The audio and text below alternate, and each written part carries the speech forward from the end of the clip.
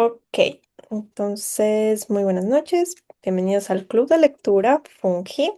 Es la primera sesión que vamos a tener y pues cada 3 semanas vamos a tener la sesión de lectura.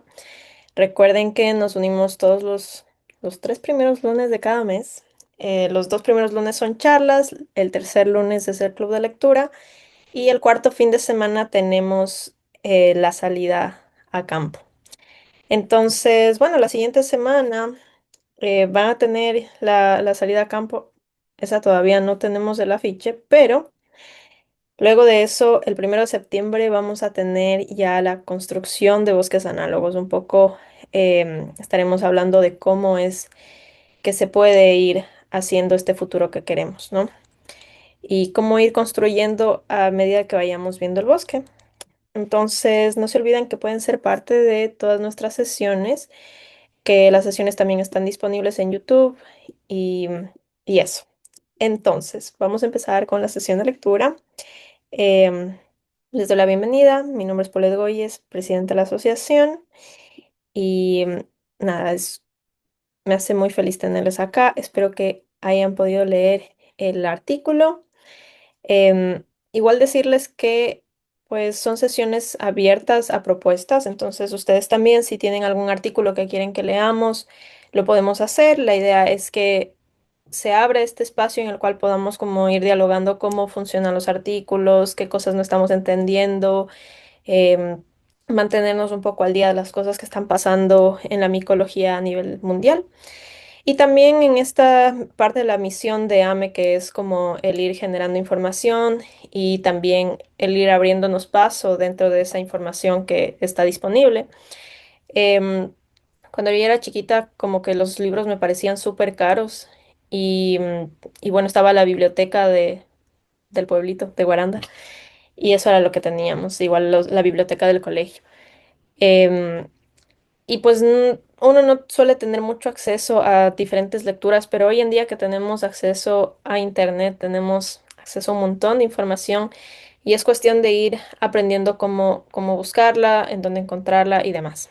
Entonces, ustedes son libres también de proponer lecturas. Voy a pasarles un link al chat para que puedan proponer lecturas. Las lecturas tienen que ser cortas. Si es un libro, tiene que ser un libro corto que nos tome más o menos un mes para leer, porque la sesión es cada 3 semanas, cada 4 semanas, ¿no? Y, y nada, cuando son artículos científicos, igual. La idea es que la persona que presente pueda contarnos un poco de por qué eligió el artículo, cuál es el contexto en el que se desarrolla el artículo y, y bueno, ir desglosando las partes del artículo, qué cosas se entendieron, qué cosas no se entendieron. Am, bueno, yo elegí este artículo porque creo que es un tema muy, muy actual, es llamativo. Hay mucha gente en el grupo a la que le llama la atención la identificación de hongos.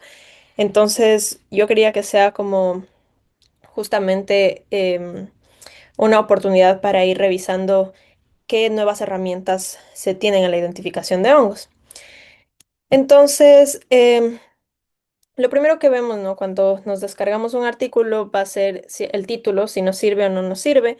Normalmente no solemos fijarnos en quiénes escribieron el artículo, pero en este caso, como es solamente estamos presentando un artículo, está bueno como hablar de quién fue que publicó, cómo le podemos contactar también, en dónde se publicó el artículo, que son cosas que nos pueden ayudar en caso de que nosotros queramos como que acercarnos a esas personas que hicieron la publicación.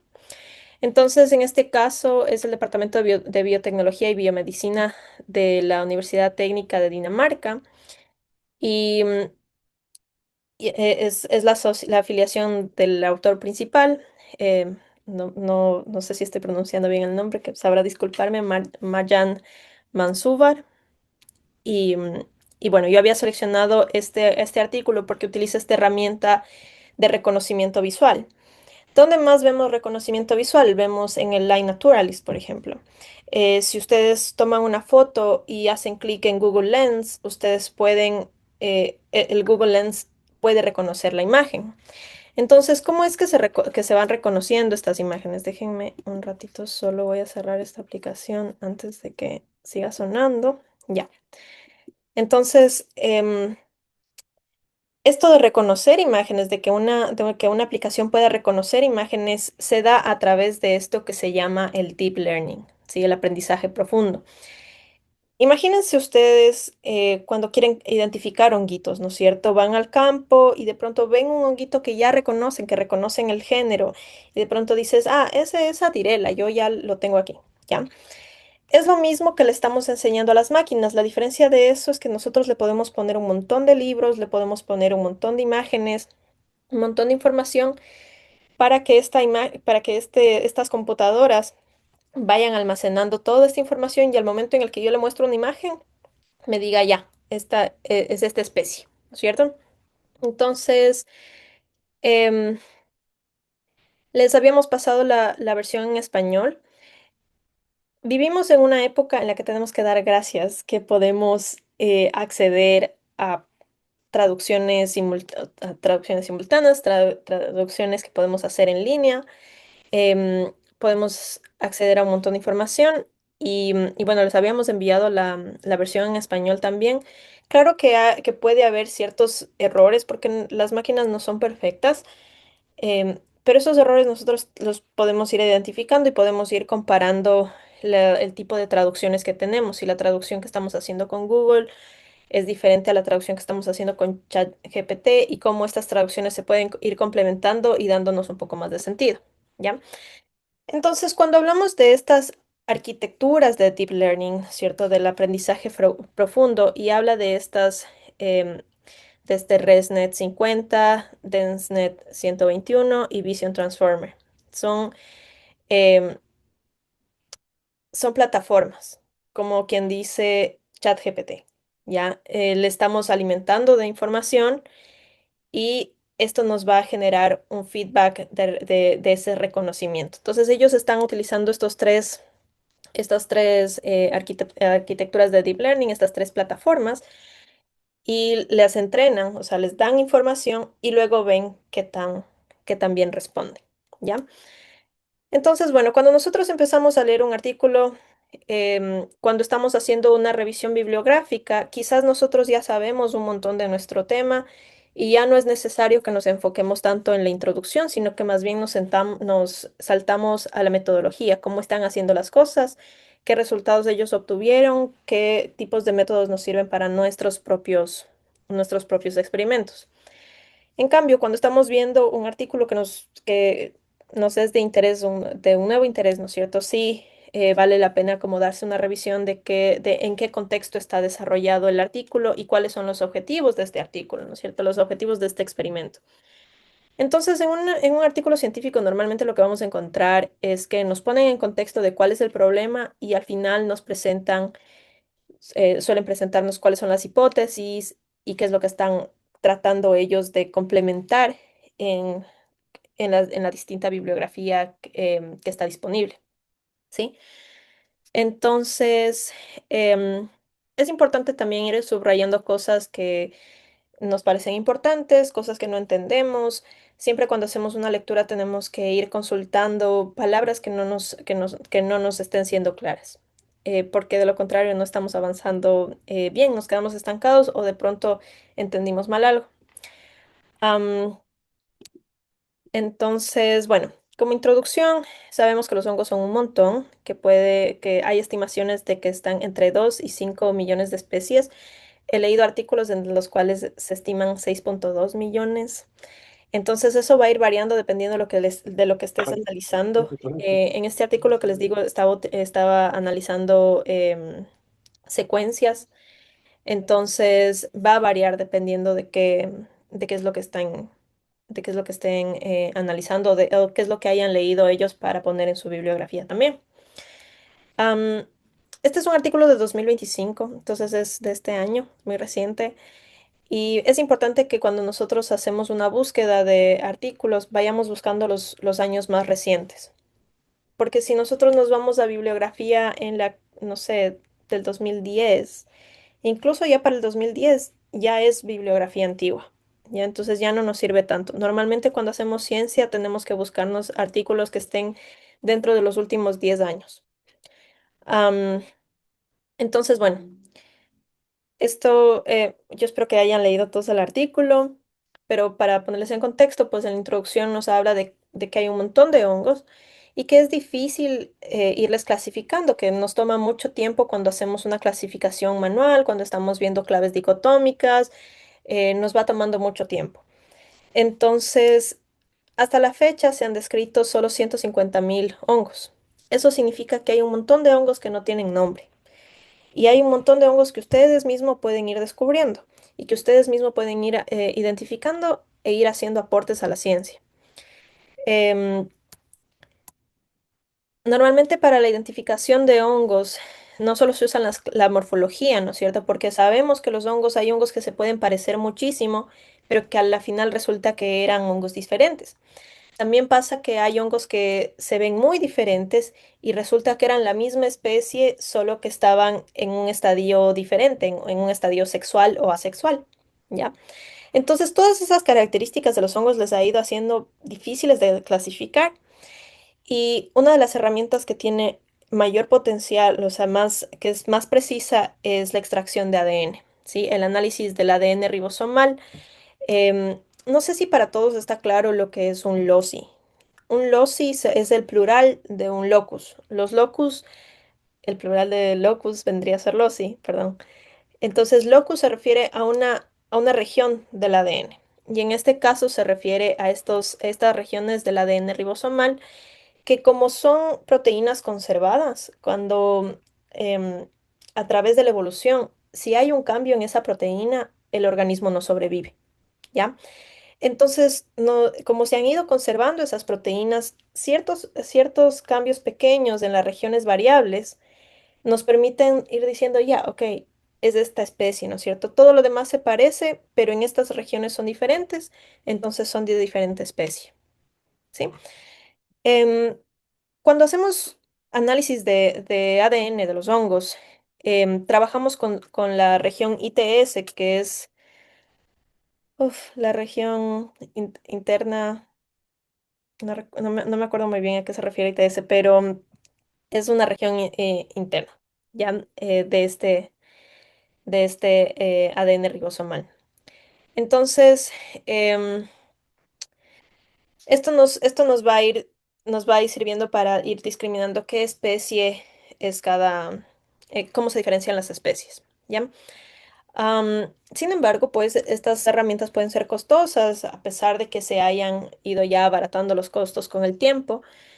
Y este tipo de identificación también va a estar dependiendo de cuánto nosotros tenemos en las bases de datos, ¿ya? Porque, por ejemplo, si solo se han descrito 150.000 hongos, ¿no es cierto? Y yo vengo con una especie nueva, y vengo con dos especies nuevas, y les comparo con las que ya están, esto me va a decir, o sea, esto no está descrito, puede ser nuevo, pero ahí yo cómo hago para irle describiendo. Entonces, hay diferentes tipos de secuenciamiento. No me voy a meter mucho en eso, en esto ahorita, pero solo para que sepan, hay diferentes tipos de máquinas de secuenciamiento, hay diferentes tipos de extracciones y, por ejemplo, para yo poder describir un hongo, ¿no es cierto? Yo tengo que asegurarme que estoy extrayendo el ADN de ese hongo. Entonces, ahí voy a pasar por un proceso de aislamiento para hacer secuenciamiento de ese hongo. El ADN de los hongos es largo, son hongos, los hongos son eucariotas, son como nosotros, y eso tienen cromosomas. Entonces el ADN es súper largo. Y es mucho más difícil secuenciar eucariotas que secuenciar bacterias, porque el ADN de las bacterias es más chiquito, entonces yo uso una máquina que se llama PacBio, ¿no es cierto?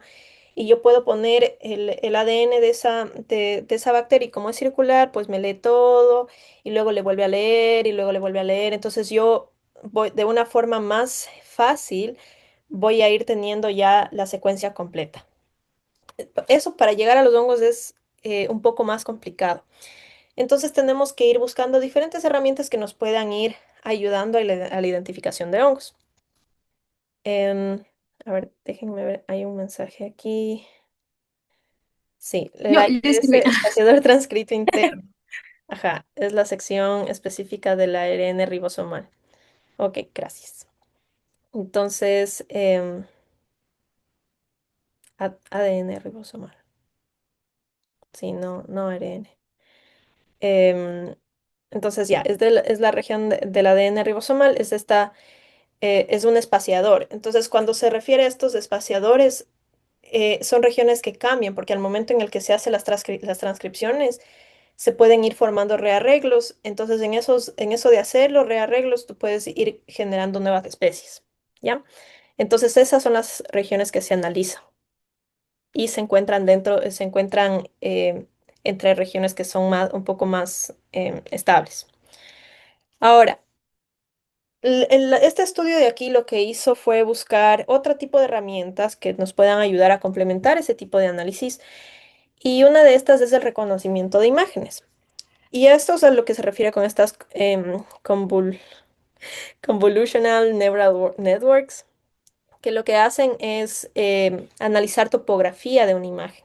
¿Ya? Entonces, ¿a qué se refiere la topografía? Ustedes imagínense una imagen en 2D, ¿no es cierto? Entonces están aquí mis manos y lo que va a hacer al momento en que reconoce esa imagen va a reconocer que hay una mano, ¿ya? Entonces a eso se refiere con topografía. ¿Qué más? Am,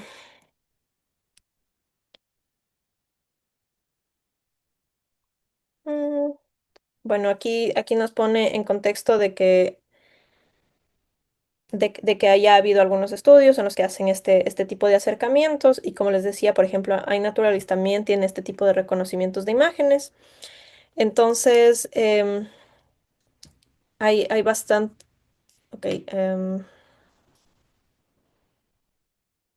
ya. Entonces aquí lo que ellos dicen, justifican su estudio, ¿no? Cuando ustedes están haciendo un estudio, están escribiendo un artículo, tienen que justificar por qué están haciendo este artículo. Entonces lo que ellos justifican es que el tipo de reconocimiento de imágenes normalmente está enfocada en imágenes estáticas, ¿sí? De los cultivos de hongos. Y que los hongos normalmente cambian en el tiempo. Entonces yo tengo que ir reconociendo esas diferentes etapas de los hongos para yo poder decir, ok, no importa cuántas veces le tome fotos a este hongo, en cuántas etapas de su vida le tome fotos al hongo, siempre voy a decir que el nombre del hongo es este hongo. ¿Ya? Em, ¿Qué más? Eso, que las morfologías cambian en el tiempo, entonces utilizan este,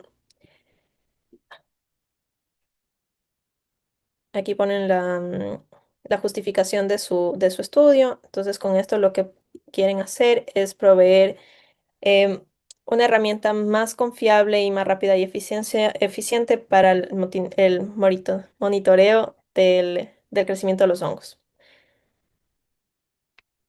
Entonces, estas son redes neuronales, que son plataformas de reconocimiento de imágenes a las que les puedes ir entrenando. Entonces, aquí lo que nos muestran es el pipeline del proceso, o sea, el proceso que se llevó a cabo para ir haciendo esto. Entonces, lo que hacían ellos, pues, era utilizar diferentes tipos de cultivo porque los hongos pueden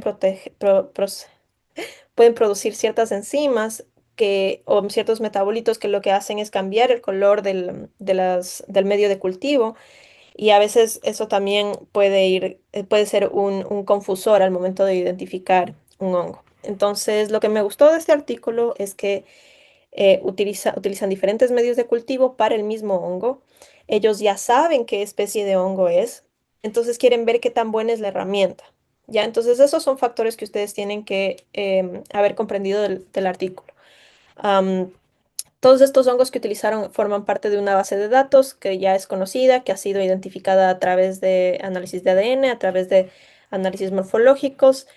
Entonces ellos ya saben qué especie es, la aíslan en en estas cajitas Petri y van a ir analizando las imágenes. Para que ellos puedan analizar las imágenes, tienen que irle reformateando, ¿no es cierto? Para que pueda tener una capacidad de la memoria que no me ocupe tanto. Cuando yo estoy analizando imágenes pesadas, se va a hacer lentísimo el computador, ¿ya? Entonces utilizan este resizing que, em, este Reshape Automated Imaging System, que creo que se llama, parece que está por acá. Bueno, está por ahí el nombre del Sora, algo así se llama. Pero es un software que les permite ir adaptando todas las imágenes que tengan la misma forma, el mismo peso para poder irles procesando. ¿Ya? Entonces, a eso se le llama la normalización de las imágenes. Normalización de datos hacemos siempre. ¿Ya? Entonces, esas imágenes van a entrar al modelo de reconocimiento, lo vamos a ir alimentando, va a ir reconociendo los patrones y me va a ir dando ese resultado. Entonces, como les decía, utilizaron diferentes tipos de agar, o sea, diferentes comiditas para los hongos, la inocularon y fueron viendo el crecimiento los días 1 y 2 y después hicieron la validación a los 5 y 6 días. Bueno, aquí nos da los detalles de cómo hicieron el inóculo. Cabe recalcar que hay diferentes formas de inocular los honguitos. Aquí hacen una inoculación desde una dilución de esporas para poder tener una cantidad de esporas menor a 1000. Luego lo incubaron y las hacen crecer en cámaras. Entonces tú, digamos, pones la cámara de fotos en la parte de arriba y con eso les asegura a ellos también de que no se mueve la cámara y que pueden ir tomando el mismo tipo de fotos en el mismo ángulo y que también podría ser un factor. Que a mí me entra la duda de que, por ejemplo, si yo subo, o sea, en algún momento va a funcionar, va a valer y eso es lo que ellos ponen en las proyecciones a futuro, es que cualquiera puede ingresar con una imagen, solo pasas por el proceso de reshape, de reformateo de la imagen y puede ser analizada por el programa sin problema. Entonces, la colección de hongos de este fungario tiene, de lo que estaba viendo, la colección tiene como que todas las especies de Penicillium, Aspergillus, em, aquí no está, pero Talaromyces y y otro más. Creo que era Rhamsonia, que tiene como las especies existentes hasta el momento de estas. Entonces, em, esta es la relación que tuvieron en cada género, ¿no es cierto? En Penicillium tuvieron 49 especies, en Aspergillus 20 especies, y con las fotos de estas especies que hicieron este inóculo, le fueron entrenando al sistema. Entonces tienen un set de entrenamiento de 10.000 imágenes y el set de validación de 11.000 imágenes. Entonces tienen en los días 2, en los días 2 y 3 y en los días 3 y 5, 3 y 7, perdón, utilizan estas imágenes. Se utilizaron estas imágenes de validación para em, incrementar la complejidad morfológica y ver si el modelo funcionaba efectivamente. Mm, entonces, bueno, aquí está el preprocesamiento de la imagen, ajustan los píxeles. Aquí está el operador, se llama Sobel. Entonces, con esto le van a ir ajustando los balances. Entonces, lo que hace este programa de aquí es ir cambiando el gradiente de intensidad de la imagen para que incluso tú que tomaste, no sé, una foto así al apuro, puedes enviarle la foto y puede llegar a reconocerte la imagen porque ya ha sido entrenada con los diferentes gradientes de esa misma imagen.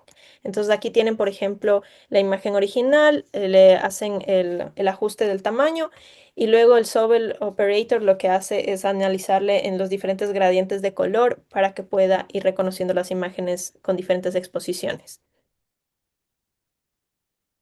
Mm,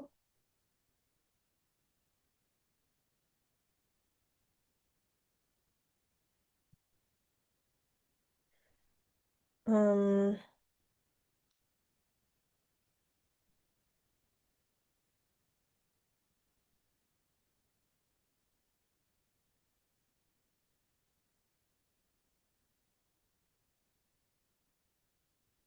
Entonces, bueno, aquí están el número de imágenes por cada especie Y,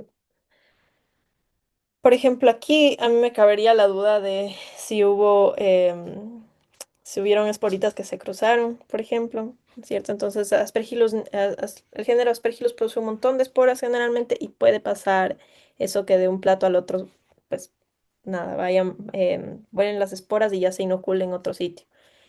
Em, Sin embargo, está chévere que pueda reconocer este tipo de imágenes e incluso el cambio de color que se producen en ciertos medios de cultivo. Luego de eso se hizo una validación con las inspecciones manuales y obviamente el saber que correspondía a la identidad que se obtuvo. Entonces, nos dice que el tiempo de incubación necesario para una correcta identificación normalmente estaba en los últimos días y es normal porque es cuando ya se obtiene una morfología más clara. Los hongos cuando están en sus primeros estadios lo que vemos más que nada es el micelio y se ve blanquito y es algodonoso, puede ser fibroso, pero no se puede diferenciar muy bien. En cambio, cuando tú ya empiezas a ver metabolitos, cuando empiezas a ver cambios de color, empiezas a tener una mejor, em, un mejor reconocimiento. Entonces, bueno, ahí hacen la evaluación de cuál de los tres modelos rindió mejor y utilizan este High Performance Computing Cluster. Em, este es el acceso a una supercomputadora. Ya, esta es una supercomputadora, entonces tú lo que puedes hacer es acceder desde tu computador, trabajar en un computador más grande, para que no te ocupe tanta memoria. Y eso hacemos también cuando estamos procesando secuencias de ADN, por ejemplo. Utilizamos estos clusters que nos permiten ir haciendo bioinformática en una computadora que no haga tan pesado a nuestra compu. Entonces, bueno, también analizan qué tanto se demoran y por último lo que ven es que el bit 16 era el que tenía em, el mejor rango de cobertura. Y aquí ven el error, ¿no es cierto? Como mientras más la matriz de confusión del BIT, em, ve que el número de clasificación de las imágenes y me parece que a medida de que más se parecían, am, ya, ajá, mientras más se parecían las especies, ¿no es cierto? Entre dos cultivos de Aspergillus va a tener más confusores y va a ir perdiendo su capacidad de distinción. Y eso no le pasa solo al reconocimiento de imágenes, eso también nos pasa cuando trabajamos con ADN. Mientras más se parecen, es más difícil irles identificando e ir identificando estas diferencias que tienen. Ujú. Am,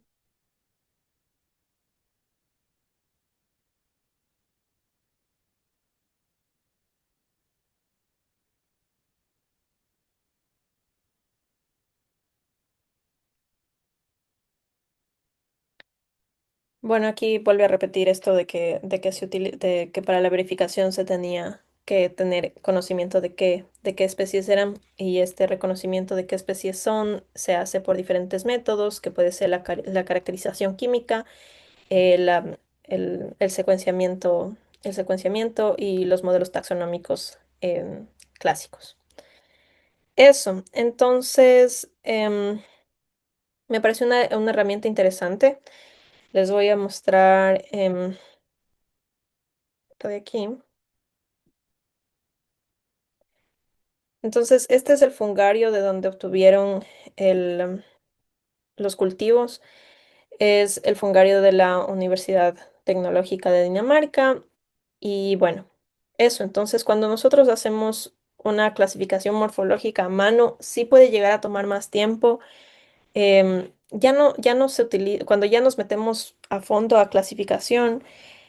Las herramientas de clasificación morfológica manual pueden ser mucho más útiles, por ejemplo, cuando estamos trabajando en medicina y necesitamos algo un poco más rápido, cuando no tenemos muchos recursos como para pagar secuenciamiento. Y este tipo de análisis de imagen puede ser muy útil. Entonces, lo que ellos decían es que quieren lanzar un software me parece que era de acceso libre para que nosotros también podamos utilizarlo. Ojalá lo hagan. Y ahí es importante que nosotros, por ejemplo, vayamos dándole seguimiento a estos autores. Los autores suelen tener LinkedIn en caso de que quieran seguirles y más que nada para seguir su trabajo y mantenernos al tanto de qué es lo que están desarrollando. Lo más probable es que saquen la herramienta con este departamento, con este fungario, em, pero eso. Entonces aquí, por ejemplo, si ustedes entraron a checar este fungario, pues hace mención a diferentes colecciones de hongos y una de esas es el Westerdig Fungal Biodiversity Institute, que es como de los más grandes del mundo. Eso, entonces eso es lo que tenía para mostrarles. Quisiera que me cuenten qué les pareció el artículo, si les pareció aburrido. A mí me pareció una lectura bastante fácil, como que fue de seguido, no siento que le hayan dado mucha vuelta a las cosas. Fue como nos mostraron lo esencial que tenían que mostrarnos, cómo es el proceso, la metodología, cómo se le entrenaron a los modelos. Yo no trabajo con modelos em, de Machine Learning, pero me encantaría hacerlo en algún punto porque creo que ya es como son herramientas actuales y nada, nos podrían servir para para hacer diferentes cosas. Entonces, eso, espero que hayan disfrutado esta primera lectura. Las dinámicas de los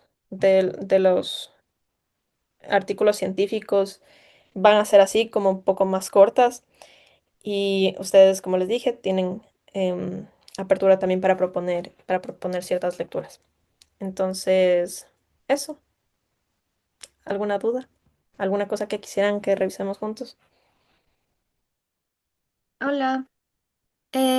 Bueno, primero que sí estuvo bueno el artículo, estuvo fácil de leer, como muy interesante también. Creo que hay unas dudas que me quedó también porque como que en el título igual hablaba sobre esto de que se analiza en el tiempo y luego en los métodos también, o sea, el título es como, no me acuerdo, Con ajá, como imágenes time como lapse time image, lapse.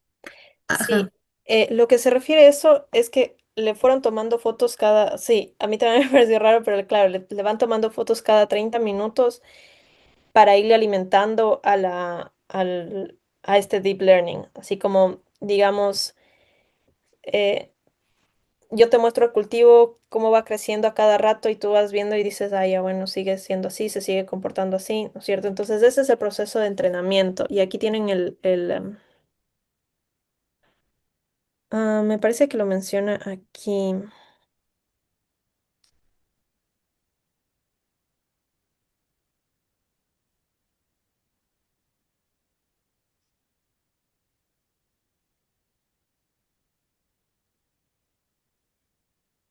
Sí.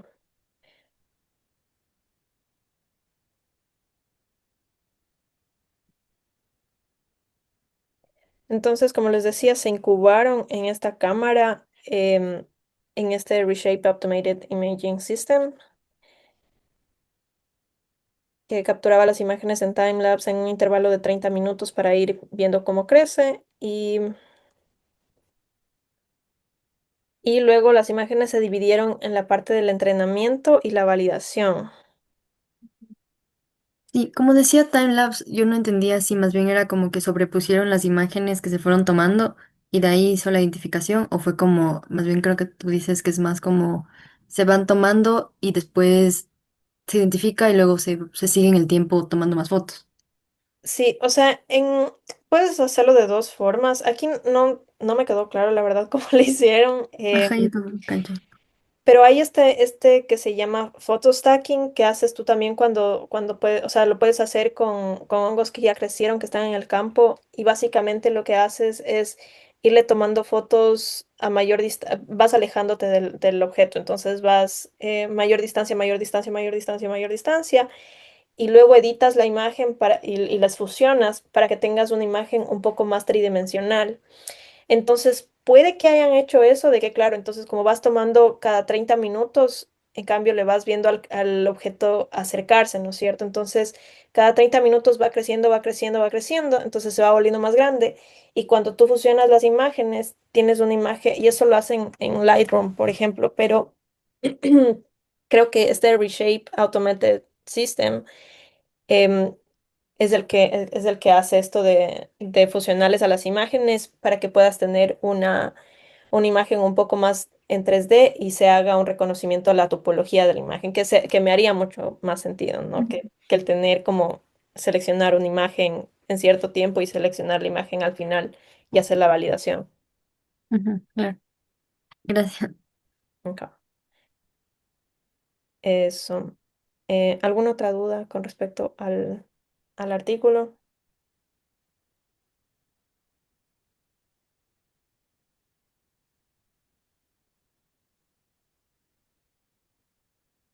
O sea, yo tenía otra duda, pero no sé si como que me va a responder. Más bien yo no había visto antes en la figura 8 esta matriz de confusión y no me quedó tan clara cómo es que Ajá, bueno, no sé. A ver, figura 8. Ah, em, es una correlación. Entonces, por ejemplo, aquí, déjame le hago más. Aquí tienes el Acremonium alternarium, ¿no es cierto? Y aquí vuelves a hacer Acremonium alternarium. Entonces, a este honguito de aquí fue al que más le reconoció, digamos, al que Ujú. más fácil se le hizo para reconocer. Entonces, a medida de que vas bajando, ¿cierto? Estos son los hongos que más difícil se le hizo reconocer. Entonces, por ejemplo, los tricodermas es muy probable que eso, o sea, los tricodermas es muy normal que se le haga difícil reconocer porque tenemos muchos tipos de tricodermas disponibles, digamos. Entonces, entre el mismo género se le hace más difícil reconocer a este tipo de imagen. Am, Eso es lo que yo entiendo por este gráfico. Sí, sí, sí, creo que igual dice eso como abajo en la figura, pero no entendía bien cómo se relacionaba, pero sí, gracias. Ujú.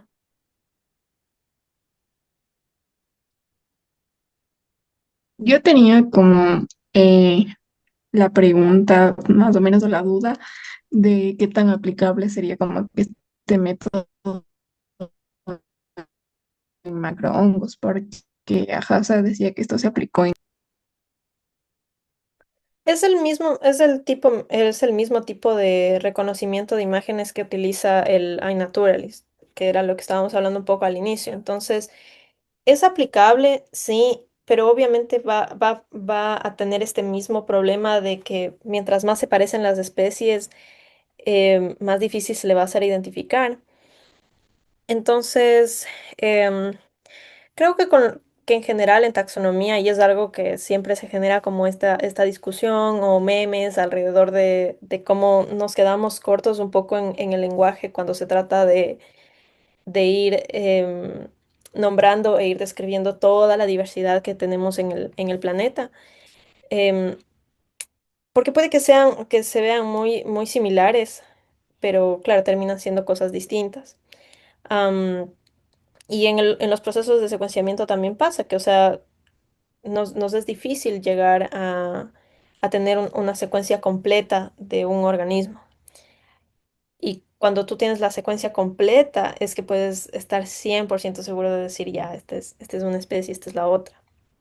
Am, Creo que eso también sería como irnos un poco más a ser muy puristas, como necesito saber si 100% que sea diferente o no sea diferente. Em, y también con el ir nombrando las especies, creo que hay toda una discusión ahí de por qué ir nombrando, ¿no? Por qué, em, bueno, lo que no se nombra no existe y todo esto de el que tengan nombres también nos hace ponerles en, no sé, en legislaciones, en que sean entes, ¿no es cierto? Que sean entes reconocidos, que puedan ser protegidos también. Entonces, ahí es donde está la importancia de ir nombrando, pero también como el ir clasificando, como nos dicen a la introducción de este artículo y en general en los procesos de clasificación, que cuando dos hongos pertenecen al mismo género, puede que estén produciendo los mismos metabolitos. Entonces, un hongo aquí del género Aspergillus versus un hongo en China del género Aspergillus, pueden estarme produciendo ácido cítrico, que es el que yo necesito, ¿no es cierto? Entonces, ya no necesito traerme la especie de China, sino trabajar con la especie que yo tengo aquí, sabiendo que está dentro del mismo género y que puedo tener los mismos metabolitos. Wendy.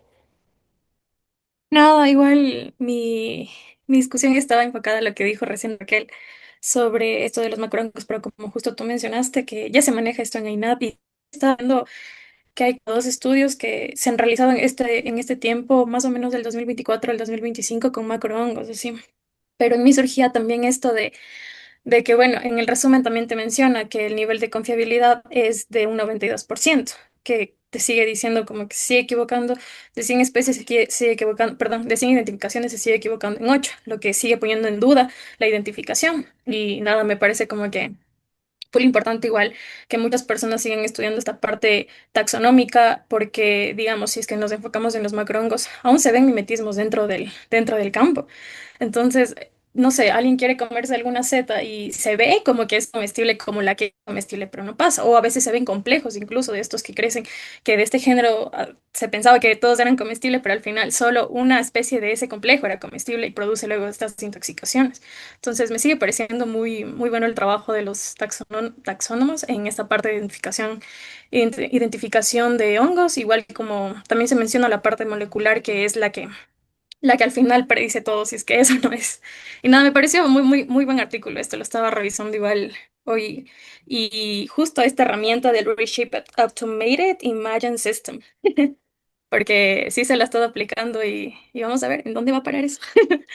Sí, a mí me parece súper chévere, igual como que claro, también es más descansado a nivel, a nivel mental, pues ya no te tienes que aprender tantas características y demás, pero como tú mencionas, el trabajo de los taxónomos y el trabajo en general de nosotros debería ser como que ir sí haciendo usos de estas herramientas tecnológicas que nos permiten tener como un acercamiento más preciso e ir más lejos, pero no olvidarnos de que la mitad del camino la tenemos que hacer nosotros, o sea, más de la mitad del camino la tenemos que ir haciendo nosotros y tenemos que pasar por este proceso de saber usar estas herramientas, de saber usar otras herramientas, de ir llegando hacia género, incluso para ayudarles a las herramientas, porque no es lo mismo decirle, a ver, compárame con todos los hongos que encuentres, a decirle, compárame solo con este género.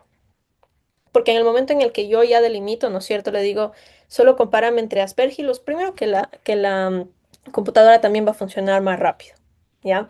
El proceso de retroalimentación va a ser más eficaz y también ya le estoy dando parámetros de en dónde tiene que ubicarse para ir teniendo esa retroalimentación. Entonces, la gran parte del trabajo la tenemos que seguir haciendo nosotros.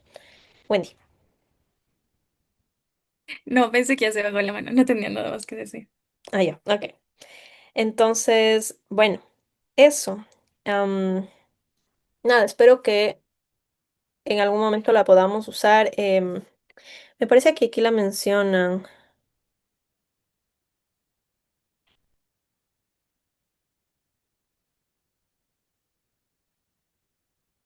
Por ejemplo, este Adam Optimizer que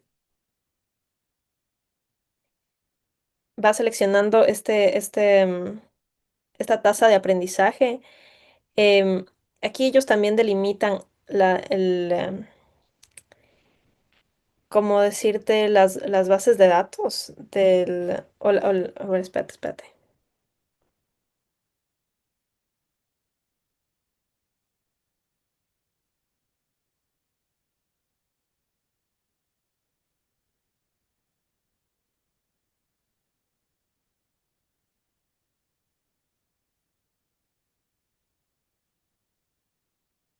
A ver, aquí delimitan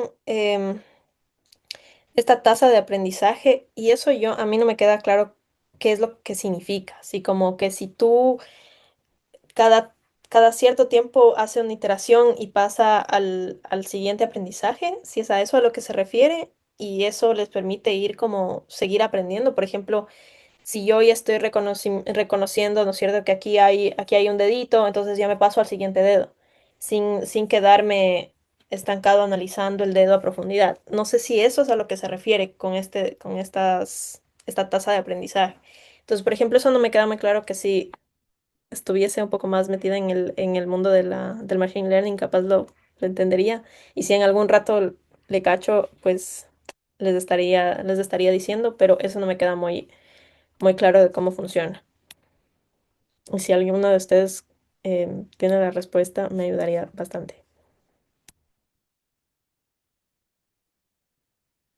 De lo que yo entendí, porque estuve viendo justo esa parte, pero no sé si lo expliqué tan bien, es que justo es como, ajá, si va por diferentes vías, entonces toma la vía más rápida, digamos, si ya se dio cuenta que, tal vez yo creo, si se dio cuenta que esa especie no es, entonces no vuelve a analizar esa especie, sino que va a analizar las otras y hace más rápido esa tarea, algo así.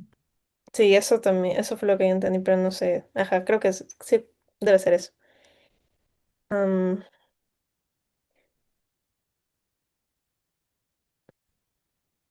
aquí está. The API Service for Automatic Classification of Fungal Images. Entonces, esto sería como muy chévere que lo logren sacar y nada, estar atentos a a este trabajo. Podríamos incluso contactarles a los autores y ver cómo está el, cuál es el estadio de progreso que tienen en esta aplicación, y qué tipo de acceso se necesita. Entonces, bueno, ventajosamente los artículos siempre tienen como dentro de los nombres del autor, el autor de correspondencia, que es este de aquí, y me parece que lo podemos buscar. Nada, ya solo se busca en LinkedIn y contactarle.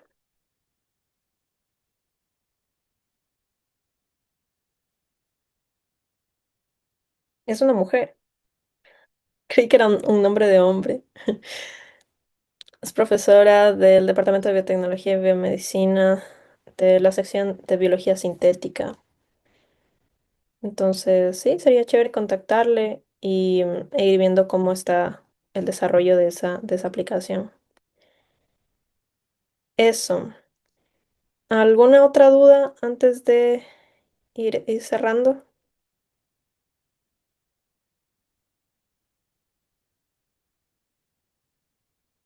No, por mi parte no. Bueno, entonces muchas gracias por estar acá y nos vemos la siguiente sesión, en 2 semanas. La siguiente semana tenemos salida de campo. Ok, Que tengan Pau, Pau.